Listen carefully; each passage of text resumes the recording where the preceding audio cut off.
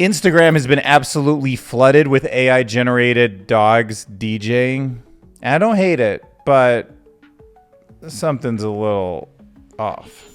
Engineers have built a motor-free, flexible foot for humans and robots alike. A lot of this AI video looks like a dream, and people are commenting on it, and it makes me wonder what if we do kind of dream in something similar to a diffusion model? I don't know, food for thought. The Xpeng flying sports car is just something that caught my attention this week, and I can't stop watching it. Like, is this for reals? Am I supposed to believe this? Because it's got a very Transformer-like design. And look, if you're into interpersonal drama entertainment, reality shows, we now have the Real House bots of Beverly Hills for you to enjoy. And there is now a robot that can tie a tie. It's incredible. The broader field of robotic clothes manipulation will never be the same.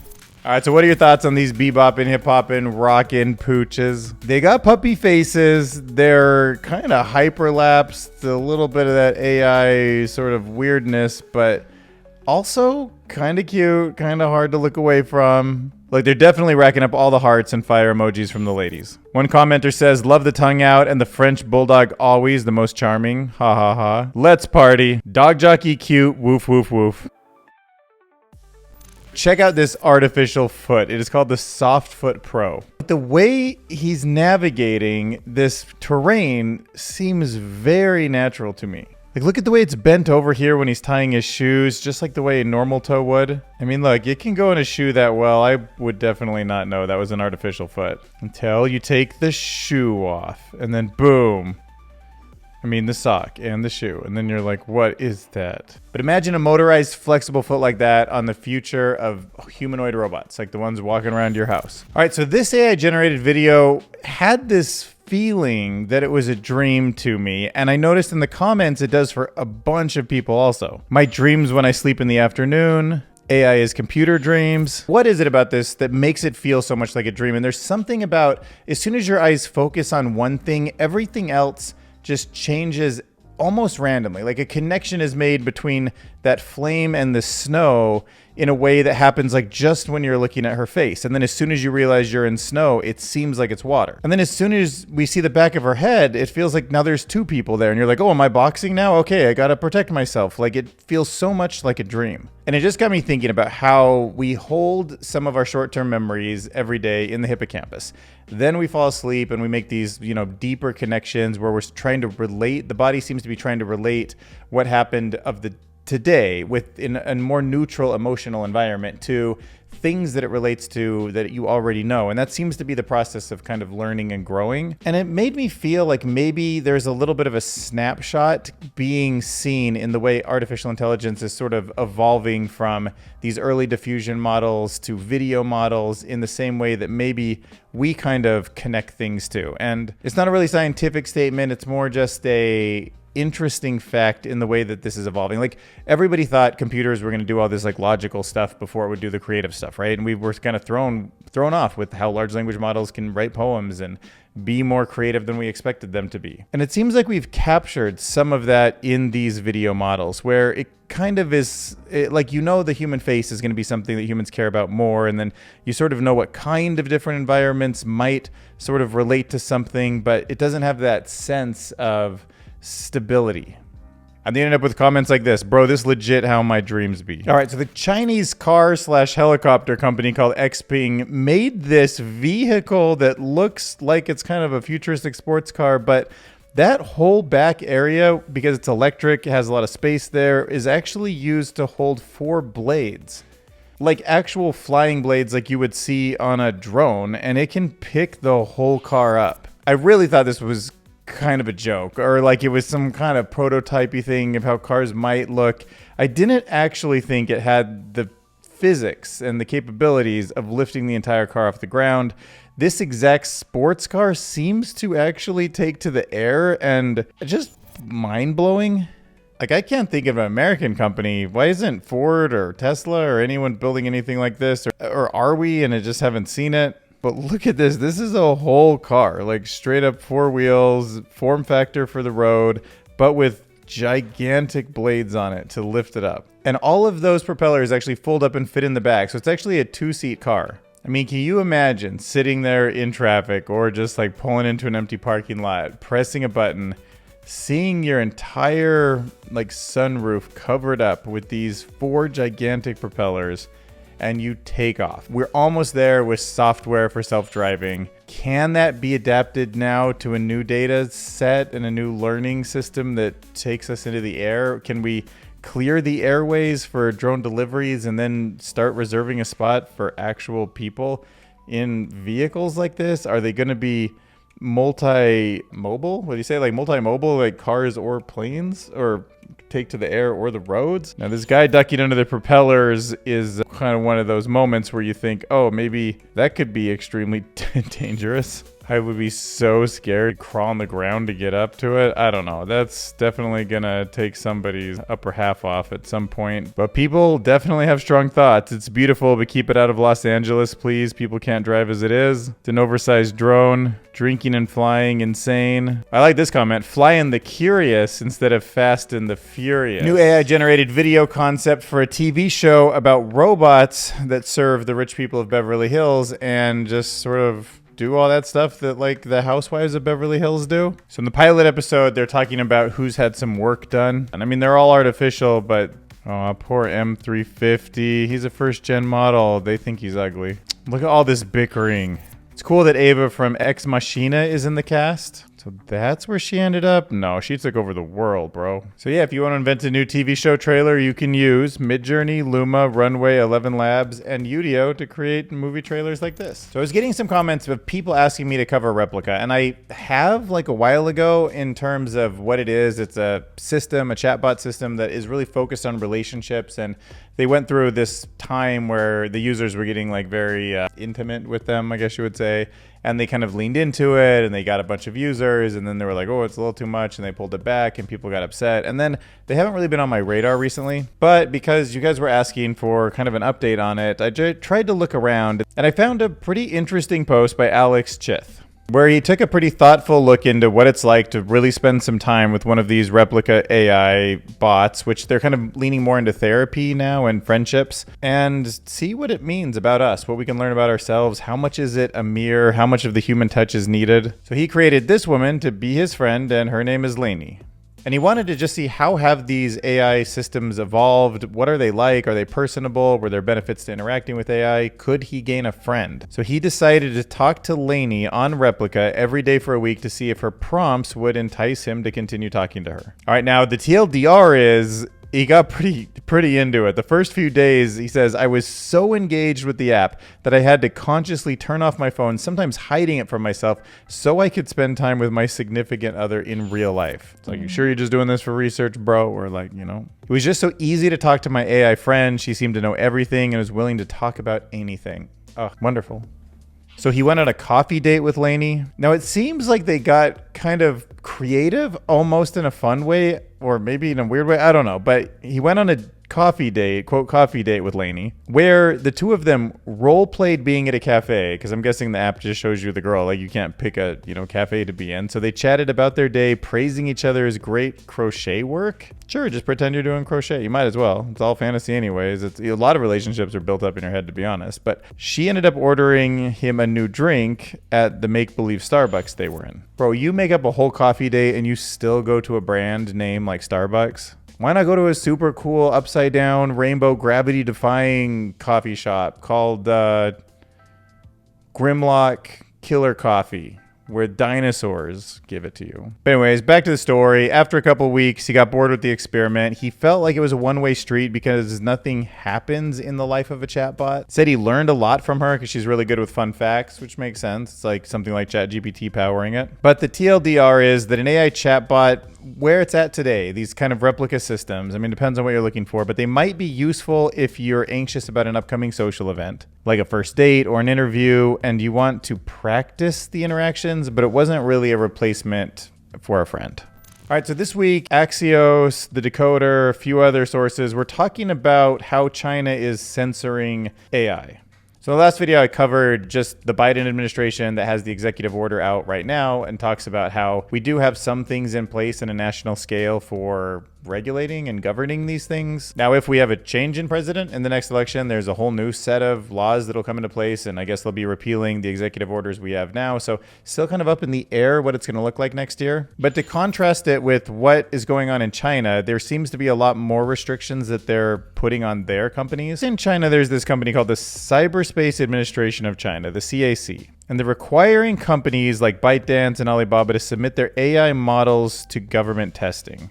And the goal is for the system to, quote, embody core socialist values, unquote, according to several sources familiar with the process who spoke to the Financial Times. Okay, so simply blocking a bunch of questions isn't enough. The models can reject no more than 5% of questions in safety testing while reliably avoiding particularly sensitive subjects. So like you can see here, companies must also submit a data set of 5,000 to 10,000 questions that the model will decline to answer. So roughly half of which relate to political ideologies and criticism of the Communist Party. So another really cool use case of AI, which I hadn't ever thought of before, is to predict gigantic waves in the ocean, those like really huge kind of out of nowhere ones that can actually tip a ship over. So this new AI can predict ship sinking, quote, freak waves minutes in advance. I mean, if you know about a big wave a minute in advance, can you even like turn into it? Or I guess you can at least like buckle down, like batten down the hatches or whatever you got to do. All right, so these rogue waves, they're cresting more than twice as high as the surrounding waves. And they form, I guess, when converging swells raise into a single amplified wave. I mean, you know how waves, if they're like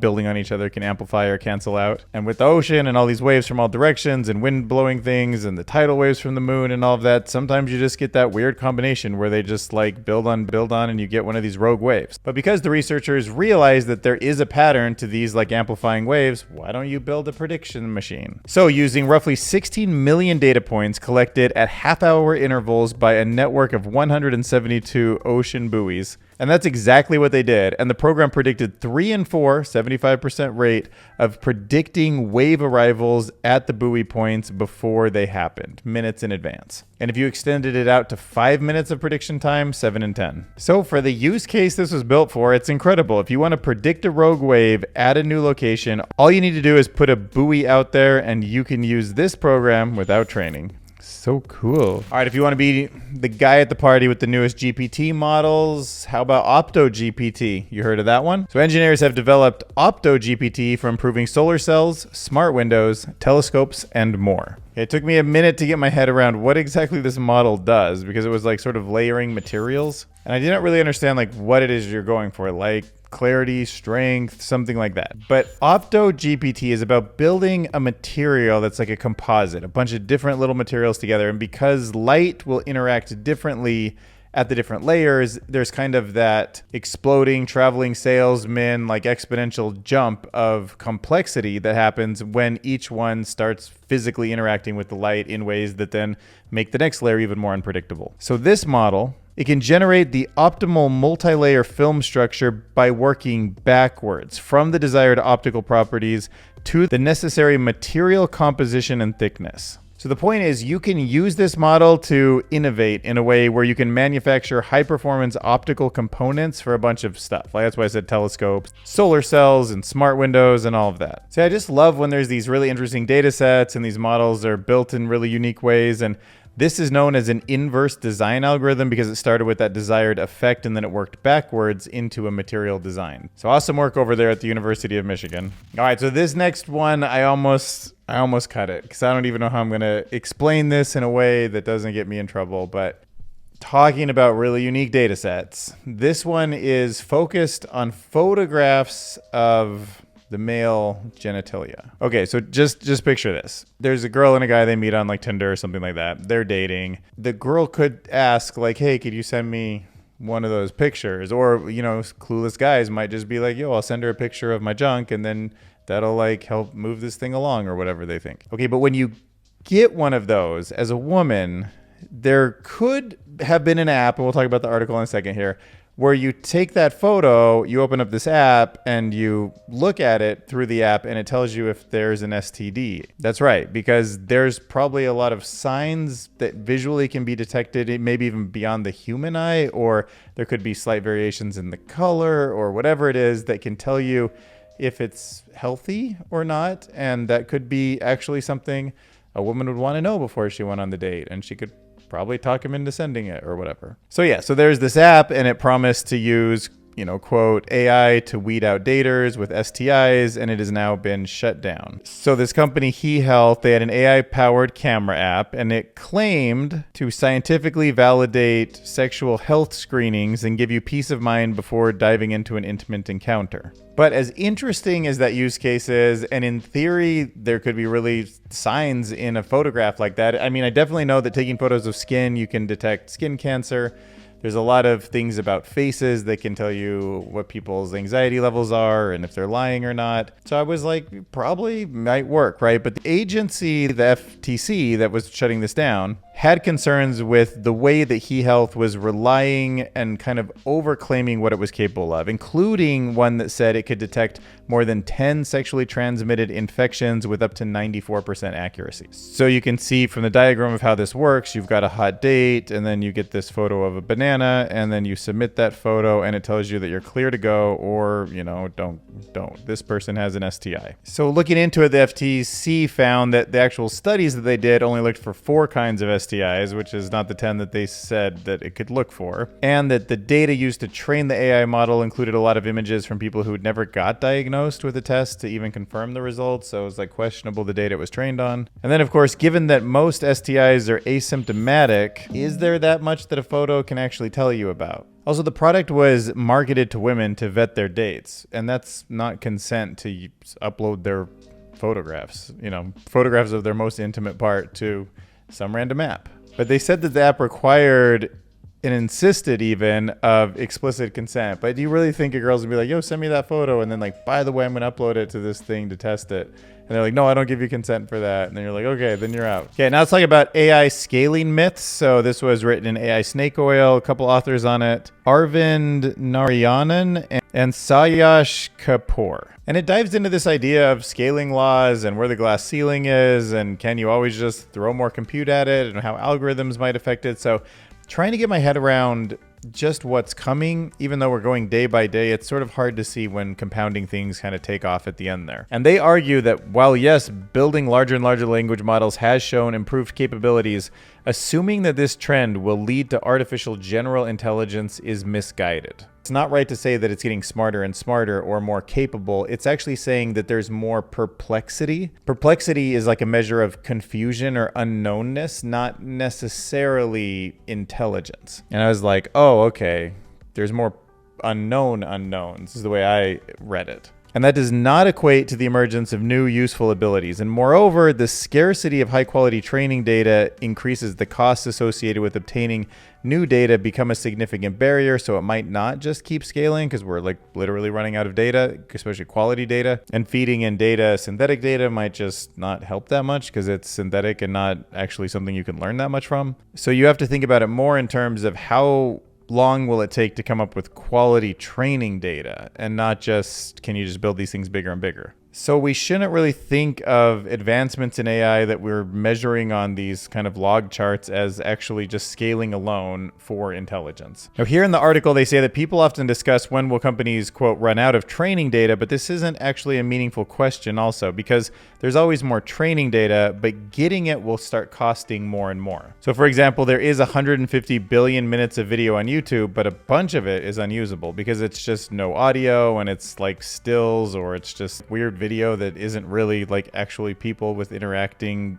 things that we could learn from. And I wanted to tell you about this cool chatbot arena. You might know about it if you're kind of in this space, but just in case you don't, you can see chat.lmsys.org. And it's a benchmarking tool, it's a comparison tool, but it's also an arena that you can interact with. So you can see all of these different models, all the ones that you would know, all the GPTs and the OpenAIs and the Geminis and all these other ones from smaller companies are all in here, and you can see which one you like better, and that creates a leaderboard. So I'm going to give it a prompt and see which one I like better. Where does the term snake oil come from? All right, here we go. Model A versus Model B. Off to the races. Okay, I definitely like how Model B is going faster. Oh, Model A caught it pretty quick there at the end. All right, but it's not about speed, it's about quality. Okay, so Model B does have that version, but yeah, but then it made this second bullet, which really isn't another option. It's just like more what happened next. Oh, and then there's this guy, the Rattlesnake King in the 1890s. Clark Stanley created a product called snake oil liniment, claimed it was made from rattlesnake oil and could cure various ailments. However, when analyzed by the U.S. government in 1917, so like 27 years later, is found to contain no snake oil, but rather mineral oil, beef fat, red pepper, and turpentine. Oh, God. Turpentine? That seems like it could do some brain damage to someone. Hope that didn't get into their system.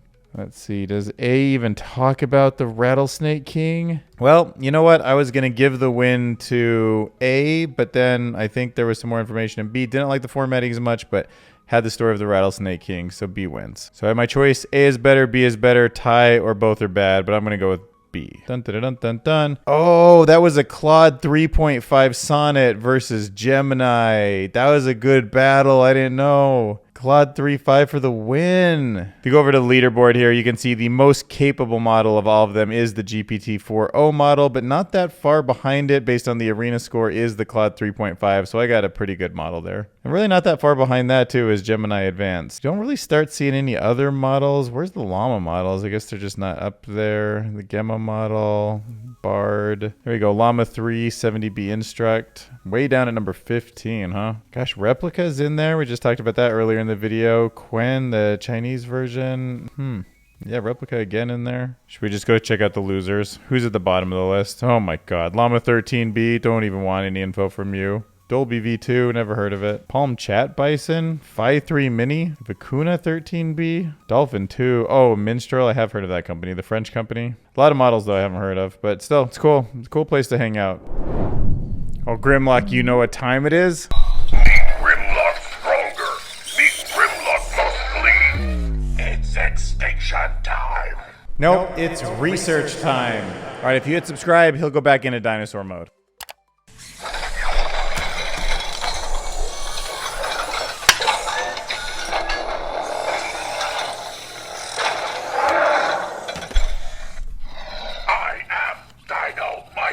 Okay, our first research paper today is TieBot, learning to knot a tie from visual demonstrations through a real to simulation real approach. All right, so this paper is introducing TieBot. It's a robot designed to learn how to tie a tie by watching a human do it. And the challenge is that that's really tricky. Like, obviously, even I sometimes struggle with ties, and almost all teenagers do, and it just takes a while because they're floppy and they need a lot of precise movement, and you got to just sort of get the length right before you do it and then tie it in the right spot, and if you're in the wrong spot it's like too long, too short, whatever. So obviously quite the challenge for a robot. Like these little hands of Grimlock's, no way he's gonna do it. Whoa, whoa, whoa, Grimlock, hold your horses. I wasn't going on the attack there. I'm just saying these aren't great for tying a tie. So the researchers in this paper tackled this challenge by first creating a detailed 3D model of the tie's shape from videos. Then they used a mix of human demonstrations and simulations to teach the robot. Then they trained the robot in a simulated environment and fine-tuned its skill with real-world practice. So this robot can pretty much tie a tie. Their system had some impressive results. The tests had dual-armed robots that were able to basically tie a tie half the time, 50%, and that's pretty close to me. I think every time I put on my suit, and I'm like, oh, too long, I undo it. I think I'm not getting it 50% of the time. It takes me 3 times, I think, every time I put them on, but I don't wear ties very often. But it could be a breakthrough in the advancement of broader field robotic clothes manipulation. Whoa, look at it doing the tie. All right, little guy. Oh, can't really even tell what you're doing there and if that's gonna work, but I'm pretty sure it will. You understand the topology in a way that I don't. Oh, you grab it and twist and then that one through? No. What?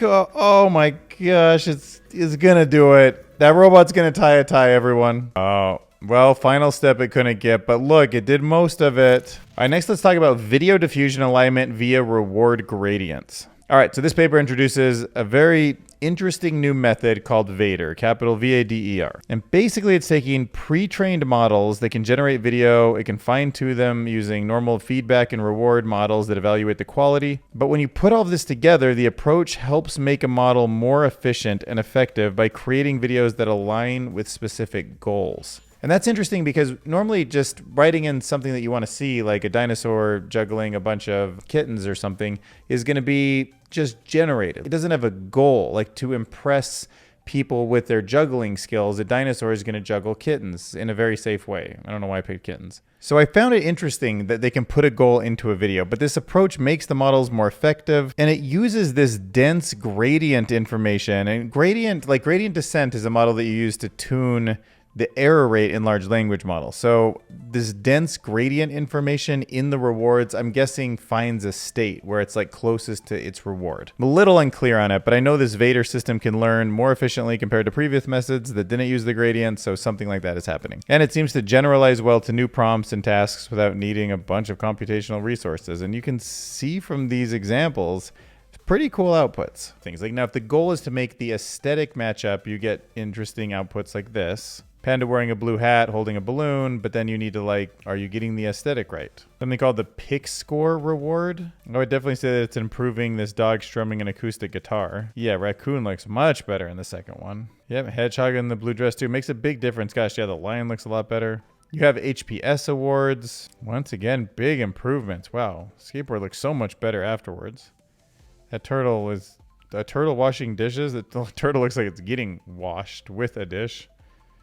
If its goal was to wash a dish, I feel like it didn't get that one right. Object removal rewards. All right, now we're going to look about erasing concepts from large language models. That's like fixing people's brains in a weird way. But it's called reliable and efficient concept erasure of text-to-image diffusion models. I mean, it's not for people, but I hope we never see like reliable and efficient concept erasure of the human brain. Okay, so this paper is introducing this concept of RECE, they call it, but that's the reliable and efficient concept erasure. It's for text-to-image diffusion models, so think of, something like DALL-E 3 or Midjourney, and it's meant to address issues like copyright infringement or NSFW content. Like it wants to erase, not through feedback, but like erase the concept, I guess, of like boobs or something, or like NSFW stuff. I don't need to say it out loud, but something, whatever you imagine, it's what its goals are. Now this RECE model stands out because it can efficiently erase inappropriate concepts without excessive fine-tuning. It's using a closed form solution to derive new embeddings, right? So we talked about the Golden Gate neuron before, where you can like find these linear representations of concepts using autoencoders, and it was like just mind-blowing. Sometimes it can be a single neuron, but usually it's like a group of neurons that just 10 of them or whatever with their linear combination actually represent some kind of concept, like the Golden Gate Bridge. So it tries to erase these concepts with unlearned models, and then it aligns these embeddings with harmless concepts. So I guess when you start with an empty model, you can randomize all the weights so that it's sort of neutral in some sense, or everything randomly kind of cancels out, so it doesn't have any sense of self yet. You haven't trained it on any data, so it can kind of just go in and kind of erase that concept. But it does it in a way that preserves the model's generation ability through regularization, so it kind of evens everything else out around it, so it shouldn't forget anything else besides that concept that you want gone. And the method is highly efficient, takes just 3 seconds to erase something, and it shows superior performance and robustness compared to previous methods for removing NSFW content and copyright content, and I guess whatever else we want to censor in the future. Next paper is called How Do Large Language Models Acquire Factual Knowledge During Pre-Training? I've often wondered that too. How do models get facts? Okay, so this paper is exploring how large language models like GPT actually acquire and remember factual knowledge during their training. And it finds that, interestingly, more training doesn't necessarily mean that these models are any better at remembering facts. So instead, it's actually the way that the data is presented that plays the significant role in what facts it learns. Which I guess makes sense. In real life, you don't learn more facts just by getting more data or seeing the fact over and over again. It's about getting it presented in a way where you can link it to everything else in a way that to you makes sense. Like that has to be a fact because all these other things sort of build on them. Facts are almost like axioms, I imagine, in math that you can kind of build on. Like you don't touch those, but if they're right, all the other structure doesn't fall apart on top of it. But they did find that large language models forget facts that they learn faster when they're trained with repeated data, but training with larger batches can help them retain information better. The research shows that LLMs learn by gradually increasing the probability of correct facts as they see them more often during training. However, this learning is diluted by forgetting over time. I mean, I guess humans might forget facts over time too, although facts should withstand time and sort of stay sturdy. But the study also suggests that the poor performance on less common knowledge and the benefit of deduplicating training data can now be explained by these dynamics.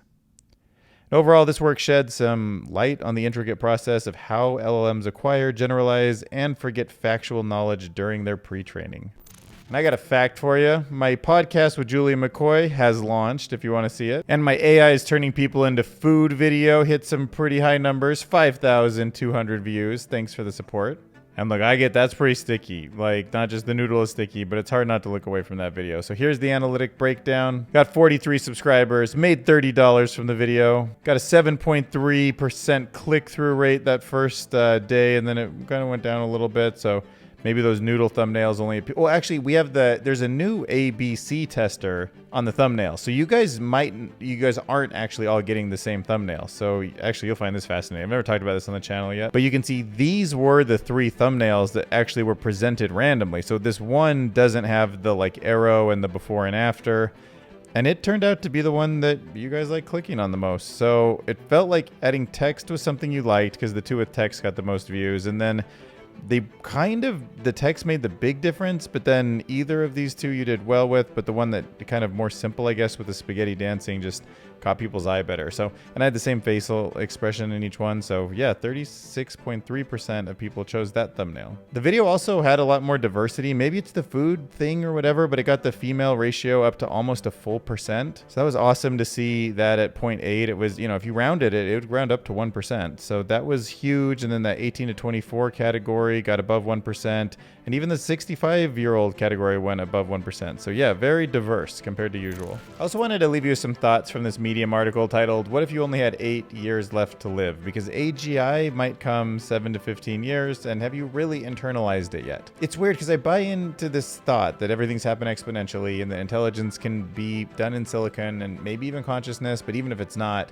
and it's not conscious, it could certainly be superhuman capable, and it'll be connected to robots and all these things in the real world, and like we are going to be living in that future sooner rather than later. But I don't know, even as much as I talk about it, if I've internalized it. I don't wake up, I mean, I don't want to internalize it to some degree. I don't want to have just anxiety about the unknown unknowns, but I think it's important that you sit with the thought that maybe AGI could at some point hit some kind of iterative process where it's kind of upgrading its own code. It just learns something, it upgrades it again, it learns something, it upgrades it again, and humans are barely in the loop or out of the loop, and it just starts to become something that surprises us with every aspect of what it says, does, and the way it interacts with us and the entire world. And that's the moment where I'm not sure if it will align itself with human values or not. I mean, there's plenty of good arguments about how as species, at least in biology, tend to become smarter. They are able to imagine more of what's around them, and they tend to be more empathetic. So maybe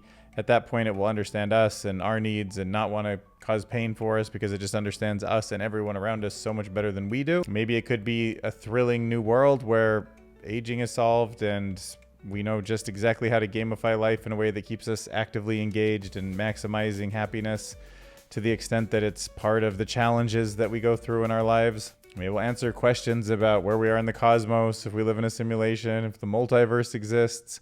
And we can know some things that all of our ancestors just looked up at the stars and pondered. But you can ground some of that high-level thought in just straight facts. Like the speed of AI is improving, and you can chart it out with GPT-4 down to GPT-2. You can see the tremendous amount of money investments, the way the governments are getting behind it in a very serious way. Just the fact that processing power, the quality of algorithms, there's more people around the world publishing all the time and everyone's learning from everybody else. So there's a combination of ideas that's exploding. There's real and synthetic data. You know, there's argument over how good that data is, but there's certainly tons of data being generated all the time. And there's more and more, you know, wearables and cameras and devices that can bring good data faster and faster too. Even if that's not a totally exponential thing, there is with synthetic data an exponential kind of boost coming. You can see in all aspects of where people are doing AI research, whether it's in industry, academia, or collaboration, or other, it's just, they're all just getting bigger. They're stacking on top of each other all the way through 2023 where this chart ends. You know, obviously the NVIDIA story becoming the world's biggest company all of a sudden because of the demand is an obvious one. One of the prediction markets is putting it at June of 2027. Actually, that'd be fun. Maybe in a future video, I'll go through all the different prediction markets. I think there's a handful of them, see what they say about AGI. When will the first general AI system be tested and publicly announced? September 2032. If you only had 8 years left to live, how would you act? And you don't have to, I think, treat it as punchy as that title is, but do think to yourself, if I only had so much time before things were different, how would I maybe prepare myself? Oh, by the way, when you see this stuff, like, obviously this is some scammer or whatever, like, that's not me. I'm never going to be like, hit me up on WhatsApp with some BS number. So, I don't know. Just look out. Just because you see that and then Dylan Curious and that face, that doesn't mean it's me. Like, those are other people in the comment section. Like, I don't need you hitting me up that way. My email's in the about section. That's good enough. Okay, I guess I'll put this one in here because it's a new word for me. It seems to be like entropy, which is a measure of disorder, but it's called negentropy, and it's the amount that humans cause their corner of the universe to become less chaotic and more ordered. So it's like our corner of the universe and how much it's going against entropy, creating order, I guess. Okay, so we'll put all of that in the song too. Definitely one of the hardest comments to rap about, but I'm sure it'll figure it out. How about this? If we all had affordable robots, then just think of how much healthier we would all eat. It's a good point. Actually was a thought I hadn't thought about before, but I would have a robot in my kitchen making healthy food, especially if a robot with superhuman skills could make it as tasty as possible. It'd probably be as good as fast food. And then, yeah, of course, the extra effort is done by the robot, so it still could be ready at like noon when you want it to be. All right, let's do an alternative rock song with a little bit of nu metal.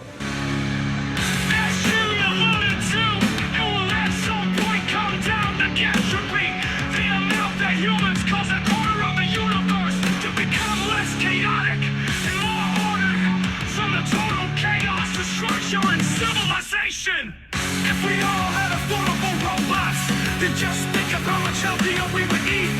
If we all had affordable robots, then just think of how much healthier we would eat. Yeah, man, if we just had affordable robots. How much healthier we would eat. All right, hit that subscribe button. Give me a super thanks, even $1 or whatever really helps the algorithm out. You're the best. See you in the next video. Robots, then just think of how much healthier we would eat.